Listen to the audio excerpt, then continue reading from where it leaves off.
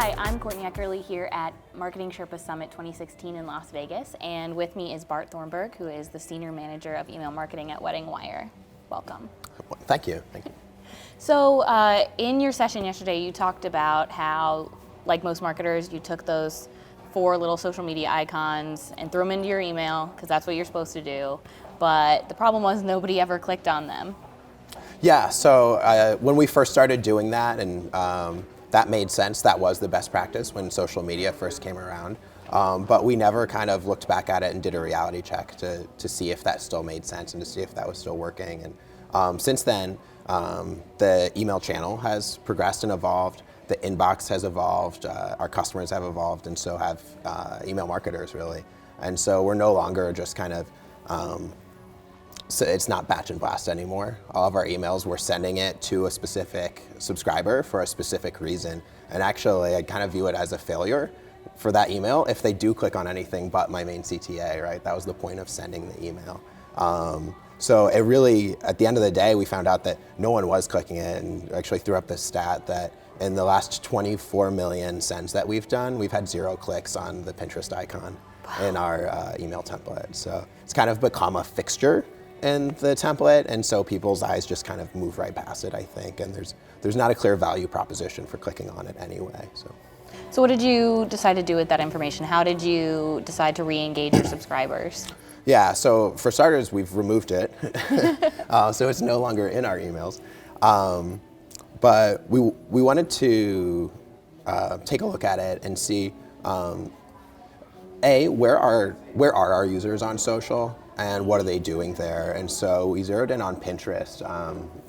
And despite having a really strong presence in a lot of the big social platforms and a fantastic social community out there, Pinterest makes a lot of sense for WeddingWire because our users are already there, and what they're doing there is gathering, sharing, and collaborating with others on wedding inspiration, wedding advice articles, pretty pictures of dresses and tablescapes for a wedding venue, things like that. So for us, it made sense to look there and try and incorporate that in our emails. We already have a lot of great content on Pinterest, and so what we did was we took our standard newsletter, which historically has just had similar great content that clicks through to weddingwire.com, and we started having treated pins where it clicks through to Pinterest.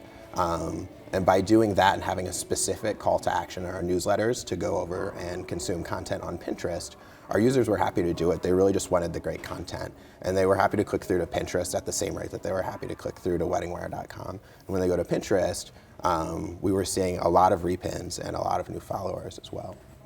So what would you say is kind of your overall takeaway from examining something small in your email newsletter that most marketers just kind of think of as just the template and just really making a lot out of it?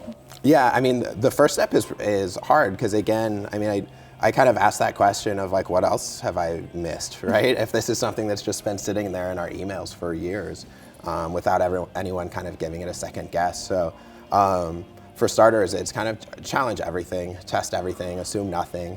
I think that's a great first start.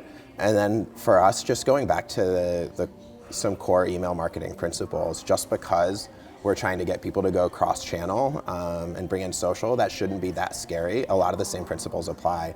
There should be a strong value proposition for them to click on that link. There should be inherent value there.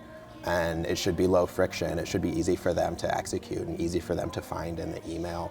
And it probably shouldn't be a secondary or tertiary CTA or even something buried in the template. It probably needs to be front and center. I think that's a trend we're definitely seeing is in past years, people are doing these really creative and big kind of splashy email campaigns, and now it's becoming more about the bones of the email and testing the structure. Yeah, absolutely, yeah. Well, thank you so much for taking the time to sit down with me. Yeah, thank you. I was happy to do it, yeah.